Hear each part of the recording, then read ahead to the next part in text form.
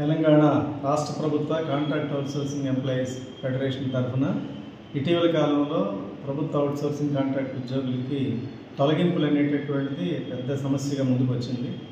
ముఖ్యంగా 90,000 మంది అవుట్సోర్సింగ్ సిబ్బంది 36 ప్రభుత్వ శాఖల్లో పనిచేస్తూ ఉన్నారు. వీళ్ళకి రెన్యువల్స్ ఏడాదికి కొన్ని డిపార్ట్మెంట్లు, 6 నెలలకు కొన్ని డిపార్ట్మెంట్లు ఉండేది. ఇప్పుడు రెన్యువల్స్ చేయకుండా ఏప్రిల్ 1 నుంచి దాదాపు 4,500 మందిని తెలంగాణ రాష్ట్ర ప్రభుత్వం పక్కన పెట్టిన పరిస్థితున్నది. రెన్యువల్స్ వెంటనే చేయాలని, అలాగే బకాయి వేతనాలు ఏదైతే 4 నెలల నుంచి పెండింగ్లో ఉన్నాయో వాళ్ళందరికీ తక్షణం చెల్లించాలని మేము జూలై 3వ తారీఖు నాడు పెద్ద ఎత్తున హైదరాబాద్లో ఆందోళన కార్యక్రమం చేపట్టాం. సెక్రటేరియట్లో కూడా 290 మందిని పక్కన పెట్టిన పరిస్థితి ఉన్నది. ముందు కొద్ది మందిని కొన్ని డిపార్ట్మెంట్లో తీసుకుంటూ ఆ రకంగా రెన్యువల్ సమస్య ఒక కొలిక్కి వస్తున్నట్టుగా ఉన్నది, కానీ ఇది పూర్తి పరిష్కారంగా అయితే అనిపిస్తలేదు. అందుకని మా ఫెడరేషన్ తరఫున మొదటి డిమాండు రెన్యువల్స్ అనేది టైం టు టైం జరగాలని చెప్తా ఉన్నాం. ప్రతి నెల 5వ తారీఖులోగా జీతాలు ఇవ్వాలని చెప్పి డిమాండ్ చేస్తూ ఉన్నాం.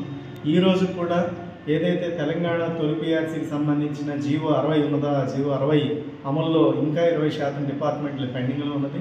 దాన్ని అమలు చేస్తూనే తెలంగాణ 2వ పిఆర్సీ ఇప్పుడు గడువు అయిపోయి కూడా 2 సంవత్సరాలు కావస్తూ ఉన్నది. అందుకని 2వ పిఆర్సీ ప్రకటించాలి. దాంతోపాటుగా ఈ వేతనాల సవరణ అనేది పర్మనెంట్ ఎంప్లాయీకి ఇచ్చే మూల వేతనం ఏదైతే ఉందో దాన్ని కనీస వేతనంగా అనౌన్స్ చేయాలని చెప్పి 2వ అంశంగా చెప్తా ఉన్నాం.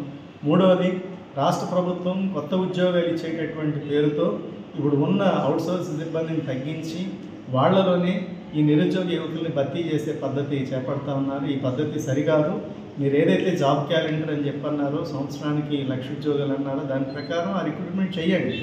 దాంతోపాటుగా మాకు కూడా ఉద్యోగ భద్రత కల్పించే రీతిగా ప్రమోషన్లు కూడా ఇవ్వాలని చెప్పి మేము కోరుతా ఉన్నాం. మాకు ఉద్యోగ భద్రత కల్పించాలని చెప్పి డిమాండ్ చేస్తూ ఉన్నాం.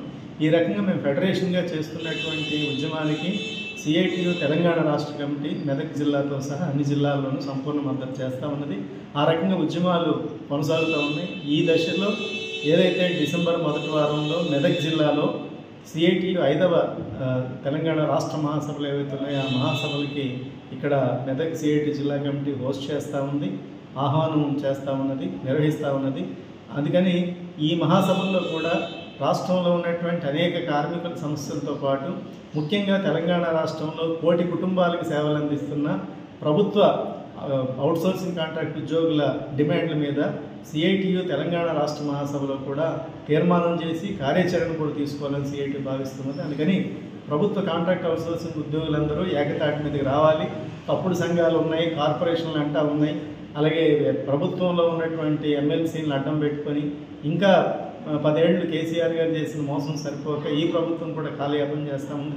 ఇటువంటి కుట్రల్ని ఛేదిస్తూ సిఐటి మొత్తం కార్మిక వర్గాన్ని ఐక్యం చేసే పాత్ర పోషిస్తూ ఉన్నది. అందులో భాగంగా కాంట్రాక్ట్ అవుట్సోర్సింగ్ ఉద్యోగుల తరఫున కూడా సిఐటియు ఒక వాయిస్గా నిలబడి నికరంగా మద్దతు చేస్తూ ఉంది. కాబట్టి సిఐటియు తెలంగాణ 5వ రాష్ట్ర మహాసభలు మెదక్ జిల్లాలో సక్సెస్ కావాలని, అందుకు మేము ఆర్థికంగా పూర్తి స్థాయిలో అండగా ఉంటామని, అదేవిధంగా ఈ రాష్ట్ర మహాసభలు ఇచ్చేటటువంటి కార్యాచరణ తెలంగాణ రాష్ట్రంలో ప్రభుత్వ అవుట్సోర్సింగ్ కాంట్రాక్ట్ ఉద్యోగులకి భద్రత కల్పించే రీతిలో ఆ కృషి కూడా సాగుతుందని, అందుకని మన జిల్లాలో ఉన్నటువంటి మెదక్ జిల్లాలో ఉన్నటువంటి అన్ని అవుట్సోర్సింగ్ ప్రభుత్వ శాఖల ఉద్యోగులు మద్దతు చేయాలని చెప్పి పిలుపునిస్తా ఉన్నాం.